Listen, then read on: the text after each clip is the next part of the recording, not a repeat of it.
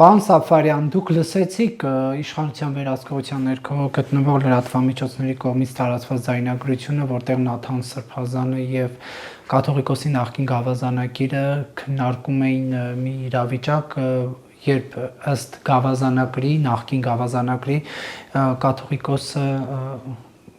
առաջարկել է, որ գնալ եւ Նիկոլ Փաշինյանի դեմ միտինգների մասնակցել։ Ինչ խոսք լսել եմ, բայց իմ համար դա այդտեղ զարմանալի ոչինչ չկար, քանզի ես տարիներ շարունակ 2021 թվականի փետրվարից առ այսօր բազմաբովանդակ, բազմանշանակ բնույթի հայտարարություններ, հորդորներ եւ հրահանգներ եմ լսել, այսպես կոչված Ամենայն հայոց կաթողիկոսից իր ուրեմն ենթակայության տակ գտնվող ստորակարգության տարբեր ուրեմն աստիճանավորների ուղղորդելու կառավարության դեմ մասնակցելու հանրահավաքներին եւ լինելու առաջին շարքերում։ Իհարկե ես լսել եմ այդ ուրեմն ձայնագրությունը, բայց իմ համար դա ոչինչ չէր ասում, որովհետեւ այդպիսի դա ընդամենը մեկ ձայնագրություն է կամ ընդամենը մեկ մեկնաբանություն եւ մեկ բացահայտում է, ես պիտի ասեմ, որ այդպիսի տասնյակ, միգուցե մի քանի տասնյակ ուրեմն հորդորների, հրահանգների կոնկրետ առաջարկությունների եւ առաջադրանքների մասին ես ունեմ իրազեկվածություն։ Միայն դա չէ, ինչ եք կարծում, եթե բացահայտ կերպով, բացեիբաց կերպով թեմական առաջնորդները զենքի են կոչում ժողովրդին, պետական եւ ռազմական հեղաշրջման կոչ են անում, եթե Տավուշի թեմի առաջնորդը իր գործը թողած Տավուշից հասնում է Երևան եւ փրկություն հանուն Տավշո շարժումը վեր է ածում իշխանապողության կամ կառավարության դեմ եւ կաթողիկոսը գոնե նվազագույնը նրան կարգալույս չի անում, այլևս չեմ խոսում այլ պատժամիջոցների կամ այլ ձեռնարկումների Ասես ինչու պետք է կաթողիկոսը հորդորեր ըստ այդ ձայնագրության հիման վրա եմ, հստակ կերպով ասում եմ, որ 2018 թվականի երկրում տեղ ունեցած լուրջ փոփոխությունները, հիմա կասենք իշխանապողություն, կասենք հեղաշրջում, կասենք հեղափոխություն, հստակ պիտի ասեմ, որ ուրեմն մայր աթոռի տերերի սրտովը չի եղել։ Նրանք կորցնում էին շատ բան։ Խոսքը վերաբերում է անձնական ունեցվածքի, խոսքը վերաբերում է եսապաշտական մոտեցումներին, խոսքը վերաբերում է կորպորատիվ ուրեմն իշխանությունը կորցնելու խնդիրներին։ Միանշանակ 2018 թվականից առ այսօր Ամենայն հայոց կաթողիկոսը ներկայումս Կտրիչ Ներսիսյանը միանշանակ լծված է եղել կառավարության դեմ հստակ գործունեությամբ ծրագիր իրականացնելու։ Գուցե այդ հոգևորական անմեղության կանխավարկածը իհարկե պահելով, գուցե այսպես չափազանց էր ներկայացնում ամեն ինչ հաշվի առնելով, որ նաև իրեն կարգալույց էին արել, այդ տարբերակը կարող ենք դիտարկել, թե ոչ։ Ես հստակ պիտի ասեմ, որ այսօր էլ կան մեր հայ առաքելական եկեղեցու հոգևոր հոտի մեջ բազմաթիվ հովիվներ, որոնք կարող են դա վկայել ոչ առանց ձայնագրության, ոչ առանց խոսակցությունը հրապարակելու, այդպիսի տասնյակ հարյուրավոր մարդիկ կան, որոնց ուղղակի ուղղորդել են մասնակցելու իշխանության կառավարության դեմ ուղղված հանրահավաքներին, որի նպատակը մեկն է եղել, որպեսզի ռևանշիստական ուժերը վրեժխնդիր կերպով գան իշխանության։ Միայն սա չի, ավելի վատթար բաներ կա։ Սա ասել, որ սա միայն եկեղեցու նախաձեռնությունն է, ես այսպես մտածել չեմ կարող, քանզի մեր երկրի ուրեմն 5-րդ Շարասյան ներկայացուցիչները իրենց պարագլուխներով, նախորդ նախագահներով ամեն կերպ փորձել են օգտագործել իշխանության տապալման, հանուն իշխանության գալու եւ իշխանության տապալման համար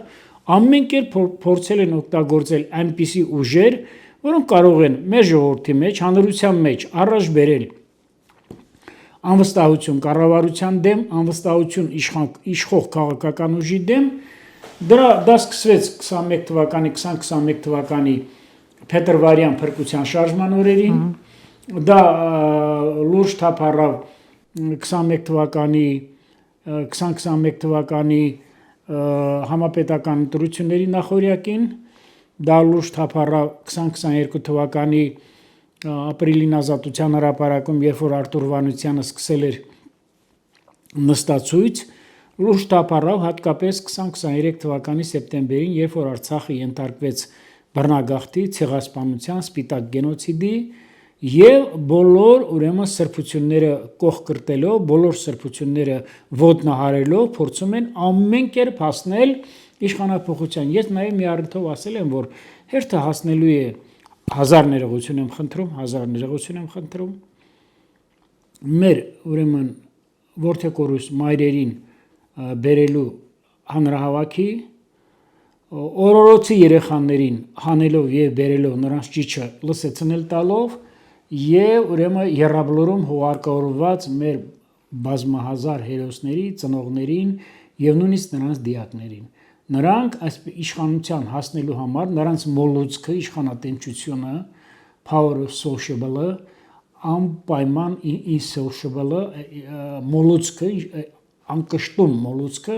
բերելու է դրան։ Ես դրանում երկու կարծիք լինել, ես դրանում 100% համոզված եմ։ Եվ այդ ձայնագրության մեջ նախկին գավազանակիրն ասում է, ըստ վկայակոչելով կաթողիկոսի խոսքեր, ասում է կաթողիկոսն ասաց, որ Նիկոլ Փաշինյանը չարիք է, պետք է նրա դեմ պայքարել, հա։ Էլի մենք մի կողմի, ցավոք մի կողմից ունենք մենակ արձագանք, մյուս կողմից չունենք պարզաբանումներ,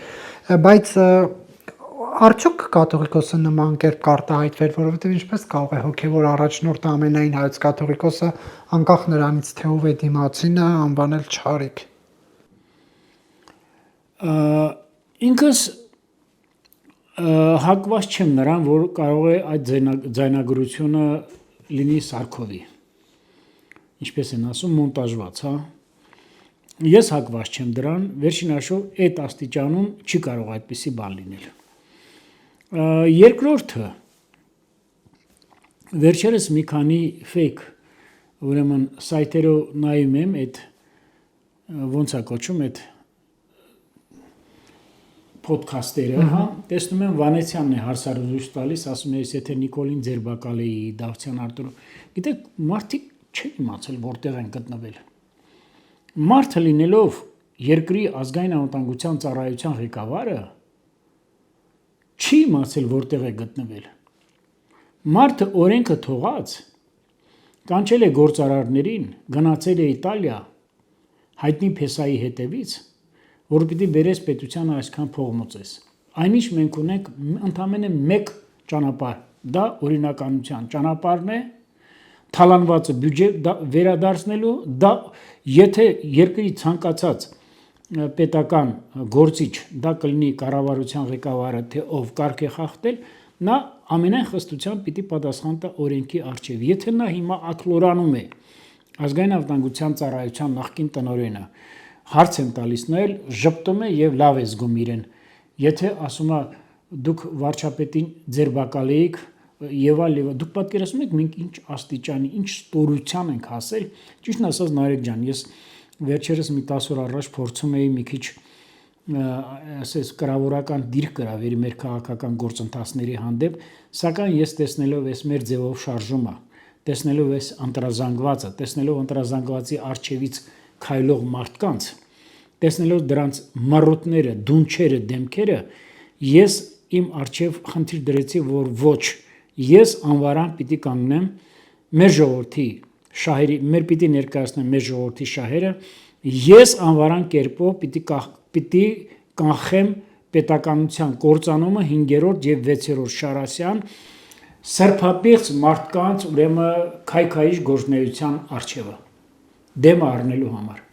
Բայց դուք ինչու եք Վանեցյանի այդ դրվագը հիշում։ Չէ, եթե ասում եք, ասինքն իսկ ինչի պիտի, եթե կաթողիկոսն ասում է, եթե Վանեցյանն ասում է, նայել է, չէ, պետական գործիչ, կաթողիկոսն էլ է այդ ռանգի, այդ աստիճանի մեծ պետական ազգային գործիչ, եւ ուզում ասեմ, մեր երկրում սա սովորական բան է դարձել։ Կաթողիկոսը կարող է ասել, ազգային անվտանգության ծառայության տնօրենը կարող է ասել, մեկ այլ բարձրաստիճան պաշտոնյա կարող է ասել, Մեկ ուրիշը Մոսկվայից կգործողեն ստեղ կարող է ասել մենք էլ մեր ձևով կմիջամտենք, մենք կանգնած ենք կաթողիկոս, բա ինչա, հայ-առաքելական եկեղեցու կողքին, այնինչ նա եկեղեցու կողքը կանգնած չի եղել, նա կանգնած եղել ընդամենը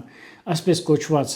վեհապարի կողքը եւ նա եկեղեցու կողքը կանգնած չի եղել։ Եվ այսօր էլ մեր պայքարը, մեր ժողովրդի այս պայքարը դա եկեղեցու դեմ չի, ովքեր որ ասում են կառավարությունը պայքարում է եկեղեցու դեմ, ես պիտի ասեմ ստում են, կեղծում են, ընդամենը 10-20 առավելագույն ձևով 30-40 սքեմ հակած գործակալներ կան, աղանդավորներ կան, աղանդի կրողներ կան, որոնք տասնամյակներ շարունակ այլանդակել են եւ կուսակրոնությունը, եւ մեր եկեղեցու կանոնակարգը, եւ ամեն ինչը։ Տեսեք, ես պիտի մի բան ասեմ, ես երկու օր առաջ եկել եմ այն եզրակացության, որ նույնիսկ եթե կուսակրոնը խախտել է կուսակրոնությունը եւ ունեցել է զավակ, դա նույնիսկ այդ չարիքների մեջ այն ամենամեծ խախտումը չի որ արվել է, այնպիսի չարիքներ է եղել։ Այսօր ես տեսնում եմ տասնամյակներ շարունակ նա չի հրավիրել ազգային եկեղեցական ժողով։ Երկար տարիներ չի հրավիրել քահանայի ժողով։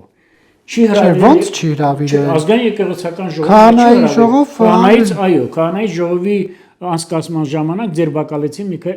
փորձ արվեց ձերբակալել Միքայել Սրբազանին, սակայն ազգային եկեղեցական ժողովը, որը համարվում է հայ առաքելական եկեղեցու ամենաբարձր, ուրեմն մարմինը, ամենաբարձր մարմինը տասնամյակներ շարունակ չի հրավիրվել։ Գալով մյուս մարմնին Գերագույն հոգևոր խորհուրդը, ես պիտի ասեմ Գերագույն հոգևոր խորհուրդում ամենայն պատասխանատվությամբ հայտարարում են կամ մարդիկ, որոնք կնքված չեն։ Ովքեր։ Նախկին նախարարներ, գիտնականներ, որոնք կնքված չեն պարզապես։ Որոնք բառից բուն իմաստով գաշառակերներ են եղել, տասնամյակներ շարունակ, դատախազությունում են աշխատել, արդարադատության նախարար են եղել, ազգային ակադեմիայում ակադեմիկոսի պաշտոն են ունեցել, ազգային ակադեմիայի փոխնախագահ են եղել, ակադեմիկոս քարտուղար են եղել, նախարարներ են եղել, բարձր պաշտոնյաներ են եղել, բայց կնքված չեն եղել։ Այսինքն դուք ինչ եք կարծում, ով չգիտի, որ Կտրիշ Ներսիսյանը Մայր Աթոռի, ուրեմն ամբողջ դիվանը օգտագործել է միայն մեկ նպատակով հլու հնազանդ պահել, ուրեմն սարսափի միջոցով, տարբեր ճանապարհներով, որպեսզի անտեղ մի ծպտուն չլինի եւ ոտնահարել է բոլոր ոչ միայն հավատացյալները, այլ նաեւ շատ եւ եպիսկոպոսած դասի եւ քահանայից դասի եւ ուրեմն երեցների դասի շատ ներկայացուցիչների, որպեսզի իր իշխանությունը դարձնի հավերժ։ Գարեգին երկրորդ կաթողիկոսը ընդունելով ուխտագնացության էջմիածին մեկնածներին Նարեկ Կարապետյանի գլխավորությամբ ասել է հակառակ իշխող ուժի կողմից հակաեկեղեցական դատապարտելի գործողությունների մեր Սուրբ եկեղեցին անսասան է հզոր։ Դուք ի՞նչն եք համարում իշխող ուժի կողմից հակաեկեղեցական։ Ես իշխող ուժի կողմից առ այսօր հակաեկեղեցական որևէ միջոցառում, որևէ հայտարարություն եւ որևէ գործնական քայլ չեմ տեսել։ Երբ հոգեվորականն է, թեկուզ անհատ հոգեվորականին են, վարկաբեկում, դա արդյոք հարված չէ նաեւ եկեղեցու հեղինակությանը։ Անհատ հոգեվորականին անիմաստ տեղը չեն վարկաբեկել։ Չկա մեկը, որ ես համոզված լինեմ, որ ասեմ, այո, դուք ճիշտ եք, անհատ հոգեվորականին վարկաբեկել են։ Ասենք ու Միքայել Սրբազանին վարկաբեկել են, Վազգեն Գալստանյանին վարկաբեկել են, մեկ ուրիշին վարկաբեկել են, ընդհակառակը նոր ամենայն հայոց կաթողիկոսին է վարկաբեկել։ Ամենայն հայոց կաթողիկոսը ինքն է իրեն վարկաբեկել։ Հիմա ես եթե ասեմ ամենայն հայոց կաթողիկոսը ունի բիզնեսներ, ունի զարտուղի ճանապարհներով ձեռք բերած հարստություն, ունի ապօրինի զավակ, Մայր Աթոռը դարձրել է անձնական կառավարման, չգիտեմ, մի մարմին։ Այսինքն դա նշանակում է, որ ես վարկաբեկել եմ, ես փաստեր ունեմ։ Տեսեք, հայ ժողովուրդը երբ դա դու գիտես ու գնում ես օրինակ կաթողիկոսի հետ լայն ժպիտով սելֆի ես անում եւ դրանց վրա ուշադրություն չես դարձնում, բայց տարիներ անց քո քաղաքական նպատակներով այդ նույն տեղեկությունները դու սկսում ես օգտագործել, հարց է առաջանում քաղաքացու մոտ արդյոք սրանով փորձ չի արվում վարկաբեկել եկեղեցին։ Գիտեք ինչ, ես այդ հարցի հասցեատերը չեմ, բայց երբ որ 2018 թվականին երկրում տեղի ունեցավ իշխանափոխություն, հստակ կերպով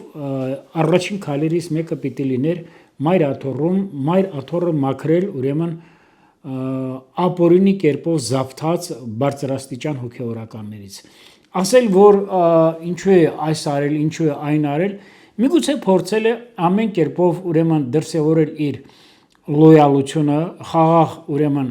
գոյակցությունը Էջմիածնի ղեկավարության, սակայն փաստերը ավելի ցցուն են, փաստերը ավելի զորեղ են, որ տարիներ շարունակ, ամենայն դեպս վերջին 4-5 տարում մայր աթոռի ղեկավարությունը հովապետը եւ բազում հոգևորականներ տարբեր ստորակարգության սկսած աբեղաններից մինչև վարդապետներ, մինչև հայր սուրբեր, մինչև եպիսկոպոսներ եւ արքության աստիճան ունեցող եպիսկոպոսներ փորձեր են կատարել Կտրիշ Ներսիսյանի հրահանգը զբաղված լինելով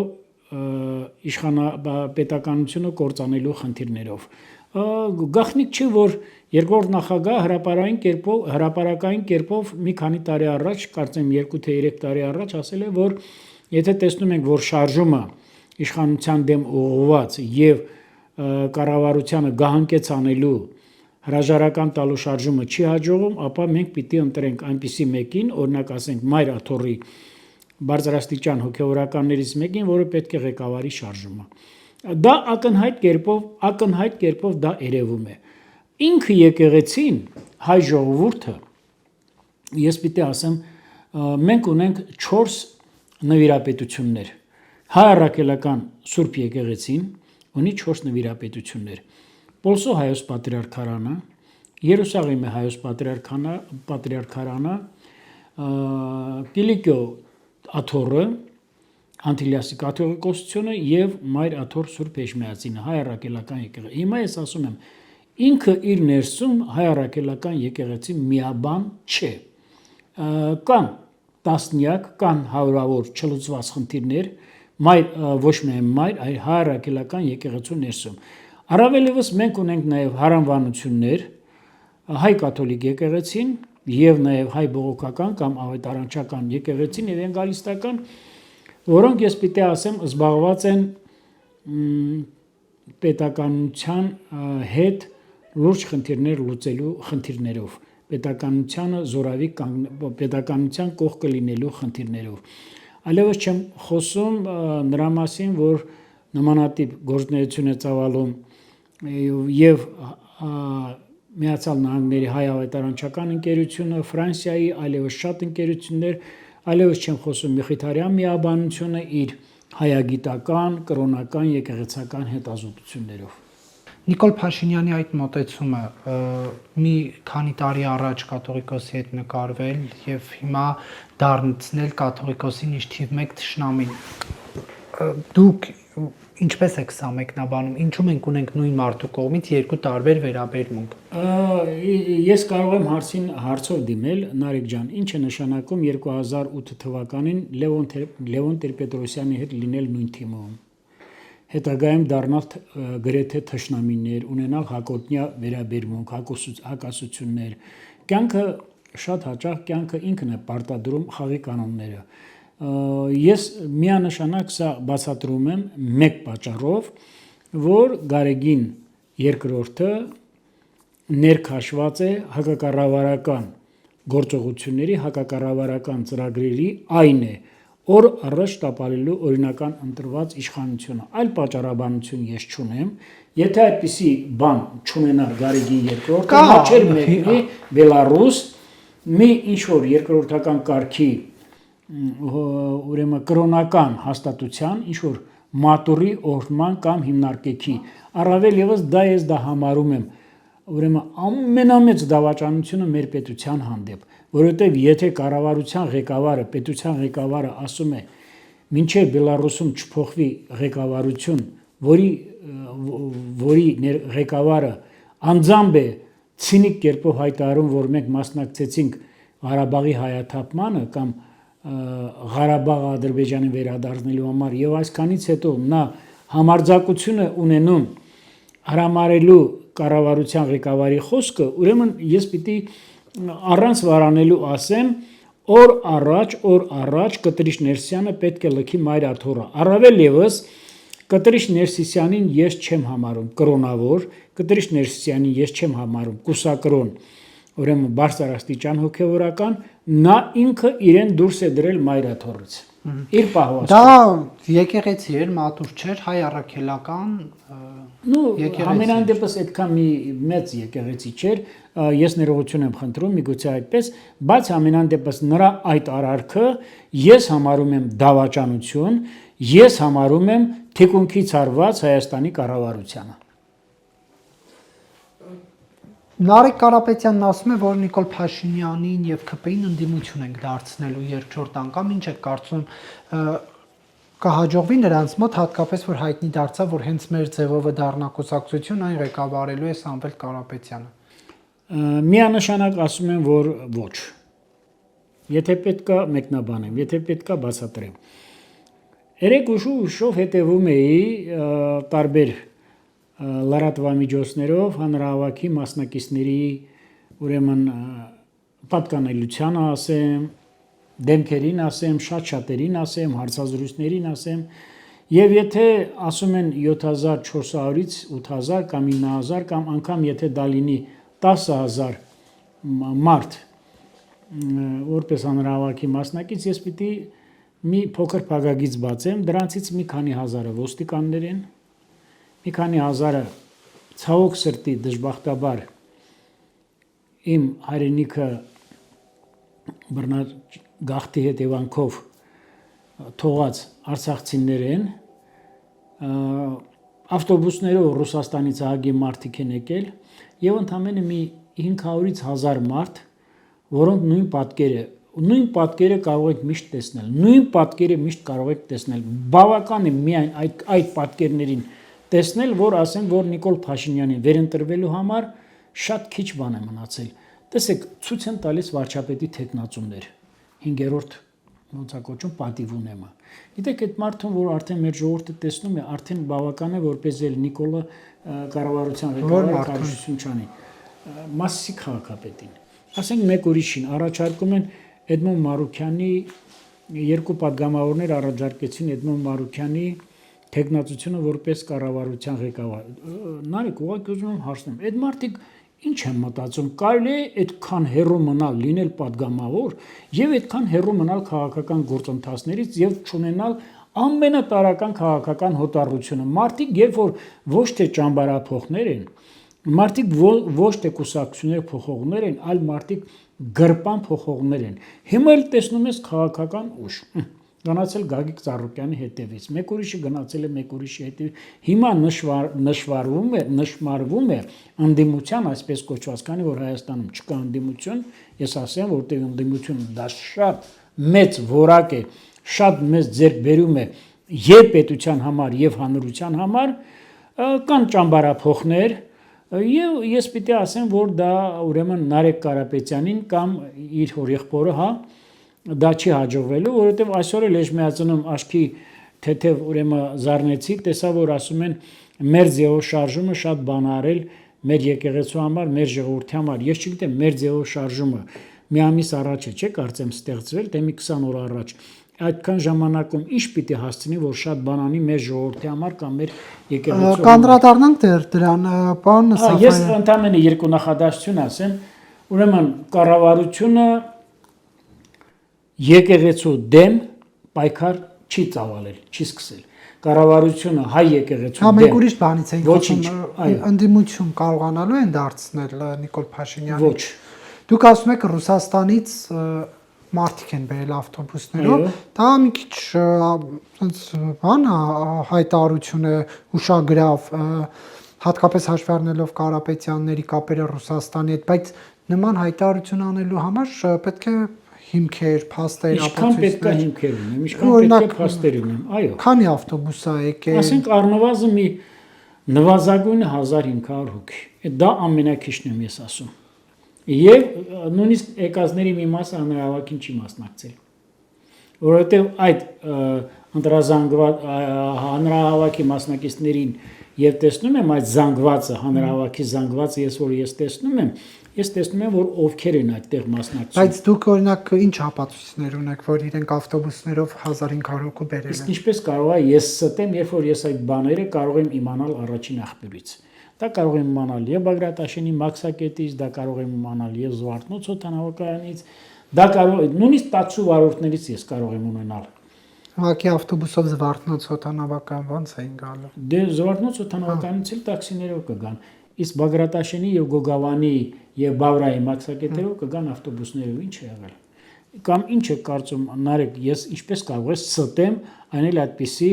հերյուրանք տարածեմ հանրահավաքի հասցեին։ Գիտեք, հանրահավաք անելը շատ լավ բան է։ Ժամանակին, երբ որ մենք անց ենք կացրել հանրահավաքներ, ղեկավարել ենք, առնվազն Ազատության հրապարակում եւ իր շրջակա տարածքում հանրահավաքի մասնակցել են մի քանի 100,000 մասնակիցներ։ Բայց 7-8, 10,000-ով, 20,000-ով, 30,000-ը ոչինչ չի տալու ներկա հանրահավաքի ղեկավարներին եւ կազմակերպիչներին, ոչինչ չի տալու։ Առավել եւս քաղաքական դաշտում այսօր եւ քաղաքական դաշտի հնաբնակները, ես նկատի ունեմ ընդդիմության ճամբարում գտնող կազմակերպությունները իրենց ղեկավարներով ոչ մի հույս, ոչ մի հավատ եւ ոչ մի ուրեմն արդար, ուրեմն ծրագրեր չեն ներշնչում։ Նույնն էլ կատարվում է Էջմիածնում։ Չնայած Էջմիածնում, ասենք, դեռևս Քարոզարշավը պաշտոնապես չի մեկնարկել, նույնն էլ լինելու է Էջմիածնում, այսինքն այնպիսի մեթոդներով արգելված անբարոյական հնարքներով է մտնելու Քարոզարշավի դաշտ, որը ես կտրականապես Բայց արդեն Նիկոլ Փաշինյանը այդ ձեր ասած մեթոդներով չի մտել Քարոզարշավի։ Որտեղ է մտել Քարոզարշավ։ Ըստ բայ եկեղեցու շուրջ կաթողիկոսի։ Ոչ, ես գտնում եմ, որ սա Քարոզարշավի շրջանակներում չի ոչ, դա ինքը լուրջ ծրագիր է դրել եկեղեցի մաքրել այլադավաններից։ Բարիս բուն իմաստով Բայց ինքը օրինակ չկարողացել արդարադատության ոլորտը մաքրել, բարեփոխել, ինչ իր հիմնական պարտավորությունն է։ Կոռուպցիոներներին չեն բռնել, դատել ունեցված կերպերին, խոսքային տվել։ Հիմա ինչ է, իր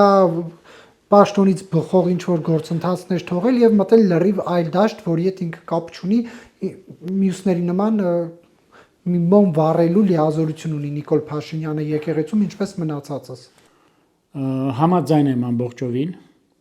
Եթե մենք պիտի գնանք 2026 թվականի համապետական ընտրություններին, եթե մենք պիտի ունենանք այնպիսի մի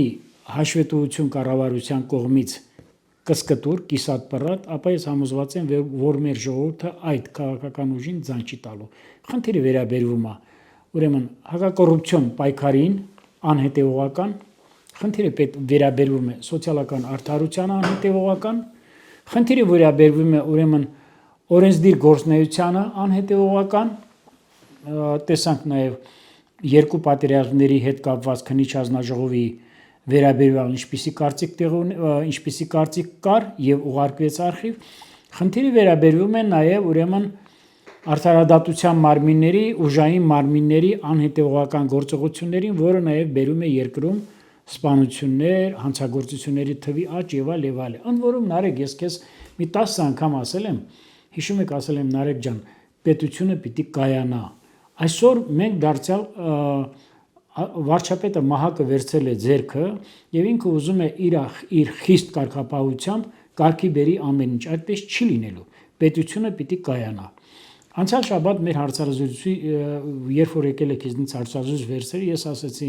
Նարեկ ջան, դուք գիտեք, որ Վրաստանում մեր մեքենաներից ինչպիսի գումարներ են շորթում։ Հիմա ես ավելի պաշտոնապես եմ ձեզ ասում, շորթում են ոչ միայն կապույտ հեղուկ ներկրողներից, գազ ներկրողներից, շորթում են նաև ցորեն եւ շաքարավազ ներկրողներից, յուրաքանչյուր մեքենայից։ Պետական ռեկետը վխտում է։ Եթե մենք ԵԱՏՄ-ի անդամ ենք, ԵԱՏՄ-ն չպիտի մտահոգ լինի այս խնդիրներով, ուրեմն սրա մեջ էլ կա ուրիշ ծրագրեր, հեռուն գնացող նպատակներ, այս ամեն ինչը արվում է իշխանությանը թլացնելու համար։ Դրա համար իշխանությունը իրավասու մարմինները, կլինի էկոնոմիկայի նախարարությունը, կլինի ներքին գործերի նախարարությունը, կլինի մաքսային ծառայությունը, թե ազգային անվտանգության ծառայությունը, օր առաջ Վրաստանի համապատասխան գոլեգաների, գործընկերների հետ պետք է սրա արժևը առնեն, որովհետև հանդես են գալիս նոր չինովնիկներ, չգիտեմ, փեսաների անվան տակ, տարբեր կարգեր պետական լծակներ ունեցողների անվան տակ եւ պարզապես մեր ժողովրդին կեղեքում են, քանի որ սա նորից եմ ասում ռազմավարական նշանակության եւ օրվա պահանջարկի հետ կապված խնդիրներ են, օր առաջ կառավարության ղեկավարը պետք է սրա արժևը առնի։ Տեսեք, Նարեկ Կարապետյանը հարց է տալիս, դուք որ ասում եք 1 ամիս առաջ է ձևավորվել, ինչպես է կարողացել մարդկանց բարեկեցիկ կյանքով ապավել, ինքը նախ նկատի ուներ ոչ թե իրեն շարժում, այլ նաև ընդհանուր Սամվել Կարապետյանի գործունեությունը, ասում է, մենք կարողացել ենք տասնյակ հազարավոր մարդկանց կյանքը բարեկեցիկ դարձնել եւ հարց է տալիս, ասում է Նիկոլ Փաշինյանը քանի հոգու կյանքն է կարողացել բարեկեցիկ դարձնել։ Դուք այս մասով ինչ կասեք, օրինակ Սամվել Կարապետյանին է ավելի շատ հաջողվել հայերի Հայաստանում ապրողների կյանքը բարեկեցիկ դարձնել, թե Նիկոլ Փաշինյանին։ Իհարկե Նիկոլ Փաշինյանին։ Նիկոլ Փաշինյանը երբ որ եկել է իշխանության գլուխ, առնվազն 3 միլիարդով ավելացրել է մեր պետության բյուջեն։ Սամվել Կարապետյանն էլ իրենց գյուղում բոլորի տանկատուրներն է։ Ուրեմն Սամվել Կարապետյանը, ես ինքս այնպես չի, որ ես Սամվել Կարապետյանի բարեգործություններին դեմ եմ, եթե Սամվել Կարապետյանը բարեգործություններ է արել, եթե Սամվել Կարապետյանը օգնել է եկեղեցուն, տեսեք, օրինակ նույն անգլիական եկեղեցու մեջ, նույն գերմանական եկեղեցու մեջ կան հաշվետվությունների մատյան, որոնք այդ բարեգործությունները դարձնում են հանրության սեփականությունը, որը կոչվում է այսպես ultimate benevolation, վերջին նվիրատվությունները։ Հիմա այդ ամեն ինչը բերել, կապել պետության ղեկավարման հետ դա անթույլատրելի։ Ինքը արել է բարեգործություն, շատ լավ է արել։ Իսկ ով ասում, որ չի արել։ Ով ասում, որ Սամվել Կարապետյանը Արցախում բարեգործություններ չի արել։ Ով ասում, որ Սամվել Կարապետյանը կրթաթոշակներով չի օգնել մեր մտաղ սերնդին։ Բայց դա չի նշանակում, որ ասենք այդ անելով ինքը պիտի դաշահարկի եւ դուրս գա պետության դեմ։ Գալով Նիկոլ պետության դեմ է դուրս եկել։ Ինչպես։ Նա ասեց, որ եթե ուրեմն վեհապարի հետ կապված կամ եկեղեցու հետ կապված կառավարությունը փորձում է ուրեմն կոպիտ այսպես է դուրս գալիս, որ եթե կառավարության ղեկավարը ասում է Գարեգինի պիտի հրաժարական տա, նա էլ ասում է մենք էլ մեր ձևը պիտի մասնակցենք, կանգնենք եկեղեցու կողքը։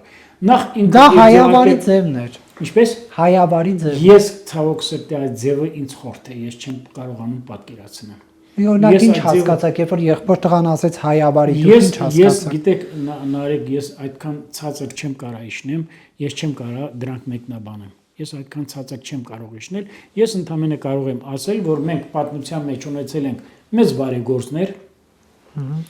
ուրեմն Քրքրքորյան, Գուլբեկյան, Մանթաշյան, եւ որոնք երբեք աշկ չեն ունեցել Հայաստանի աթոռը զավթելու կամ դավադրաբար նվաճելու համար։ Երեք ընդդիմությունը հայտեղեկություններ տարածեց, որ փորձել է իշխանությունը խոչընդոտել հանրահավաքը եւ այս Խաչատուր Սուքիասյանի անվան հետ կապվող բենզինի այդ կետերում անվճար բենզին են բաժանել, տենց խցանումներ առաջացնելով։ Դուք սա իրատեսական համարում եք իշխանությունը կգնար նման քայլերի։ Ես չեմ պատկերացնում, որ այդպիսի բան լինել չի կարող։ Բայց երբ իսկապես անվճար բենզինը բաժանում են։ Ես անվճար բենզին ինքը կարող է որպես բարեգործություն անվճար բենզին անել, անվճար վառելիք բաժանել, բայց եթե հենց Սամվել Կարապետյանի միտինգի օրը։ Հա, բայց եթե պիտի լցակայանում, վառելիքի լցակայանում գրի, որ անվճար վառելիք ենք բաժանում, որպես չգնաք հանրահավաքի մասնակցել, ես դա չեմ հավատում։ Ինչ է եղել նախորդ իշխանություններն էլ օլիգարխների ապօրինի թիկնապահներին հացրել են զինվորական եւ ոստիկանական եւ ուրեմն ԱԱԾ-ի համազգեստներ եւ ուղղել են մեր ժողովրդի դեմ։ Իշխանությունը այդպիսի բան անում է, իշխանությունը այդպիսի բան չի անում։ Ընդհակառակը, եթե ուզում եք իմանալ, ես գիտեմ իշխանության պահվածքը հաստատապես ոստիկանական ուժերով ինչպես է լծված կարգ ու կանոնի թույլ չտալու համար որևէ միջադեպ հանրահավաքների անցկացման եւ կազմակերպման համար։ Հիմա իշխանությունը միջամտում է այս ընդդիմության հանրահավաքները խոչընդոտելու, թե ոչ։ Ես կարծում եմ, որ իշխանությունը դրա կարիքը չունի, որտեղ այս ընդդիմությունը վաղուց իրեն սպառել է, այս ընդդիմությունը չի կարող կոչվել որակյալ ընդդիմություն։ Դու գիտեք իմ կարծիքը, բազմիցս դա ասել եմ, ընդդիմությունը ինքը որպես արժեք շատ մեծ հասկացողություն է որակի առումով։ Եվ պետության համար, եւ հանրության համար մեր ընդդիմության ճամբարում գտնվող հարյուրավոր քաղաքական կազմակերպություններ իրենց ներկայացուցիչներով վաղուց իրենց սպառել են, վաղուց նետված են քաղաքական աղբանոց, վաղուց դարձել են քաղաքական դիակներ։ Ես ցանկացածի հետ իրենց ցանկացածի հետ կարող եմ ցանկացած դեբատով, ցանկացած բանավեճով հարցեր բարձրացնել, որոնք չեն կարող պատասխանել։ Այսօր ընդդիմության հարյուրավոր ներկայացուցիչներ ման են գալիս լափամանից լափաման մի կտոր ոսկոր շուտ ճանկելու համար։ Գիտեք, այնպես չի, որ ես չեմ տեսնում, թե ինչ է կատարում նաև իշխանության մոտ կանգնած թևերում Նարեկ։ Կարծում եմ դրա ժամանակներ կգա եւ ես դա էլ անպայման կբարձրաձայնեմ։ Այդ մարդիկ երբեք իրենց արժեհամակարգով ազգային շահերի սպասարկման առումով շատ հեռու են։ Մեր ժողովրդի շահերը օրինական կերպով, անշահախնդիր կերպով, համառ կերպով, սկզբունքային կերպով պաշտպանելու ուրեմն խնդիրներից շատ հեռու են։ Առավել եւս ասում եմ, որ առնվազն 60-70%-ին անձամբ եմ ճանաչում, ոմանք էլ գիտեմ ինչպիսի կերակրատաշտից եւ լափամաններից են սնվում։ Շնորհակալություն, պարոն Սաֆարյան, հարցազրույցի համար։ Ես եմ շնորհակալ։